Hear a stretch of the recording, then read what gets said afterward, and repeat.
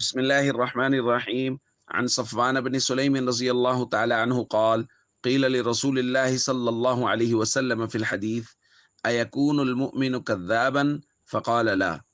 رواہ مالک۔ صفوان بن سلیم رضی اللہ تعالیٰ عنہ فرماتے ہیں نبی کریم صلی اللہ علیہ وسلم سے کچھ سوالات کیے گئے۔ سب سے پہلے پوچھا گیا: ایکون المؤمن جبانا، یا رسول اللہ کیا مومن بزدل ہو سکتا ہے؟ فقال نعم، حضور نے فرمایا جی ہاں ہو سکتا ہے۔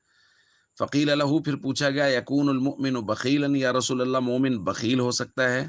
فقال نعم، حضور نے فرمایا جی ہاں ہو سکتا ہے۔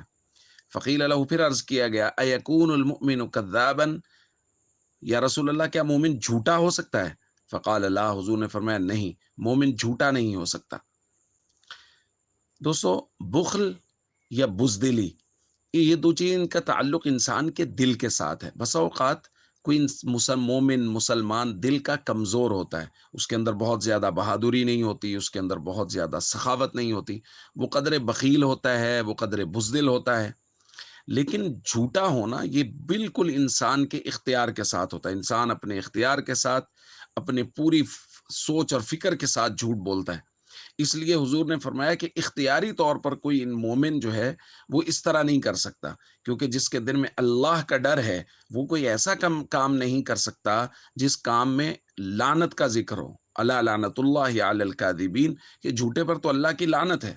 تو ایسا کام کرنا جس کام کرنے پر اللہ کی لعنت ہو، یہ مومن کے شایان شان تو کم از کم نہیں ہے۔ تو اس لیے جھوٹ بولنا، کوئی فائدہ حاصل کرنے کے لیے تاجر تجارت کے وقت جھوٹ بول دے، کوئی آدمی اپنی ضرورت پوری کرنے کے لیے وقتی طور پہ جھوٹ بول دے، یہ اللہ کی لعنت کو دعوت دینا ہے۔ اور اللہ کے نبی صلی اللہ علیہ وسلم نے فرمایا ہے کہ مومن جھوٹا نہیں ہو سکتا۔ السلام علیکم ورحمۃ اللہ وبرکاتہ۔